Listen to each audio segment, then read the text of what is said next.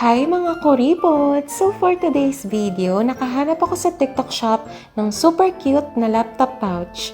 Color pink and color black yung available colors at 13 inches nga pala na laptop yung kakasya dito. Pagka-open ko nga ay nagustuhan ko agad yung pagkakatahi sa kanya kasi sobrang tibay.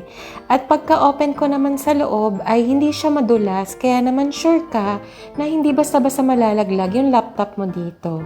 Tapos yung mismong takip niya ay nagiging mousepad kaya naman dual purpose siya. Kaya naman kung mahilig kayong dalhin yung mga laptop nyo sa labas, mainam na gumamit kayo nitong pouch na to para naman hindi basta-basta magagasgas or magkakaroon ng dents yung laptop nyo, lalo na kapag nilalagay nyo siya sa mismong bag nyo. Sobrang nakakatuwa nga kasi hindi ko na kailangan magdala ng mousepad kasi pwede na dito sa mismong takip niya. And it serves its purpose talaga. Mura lang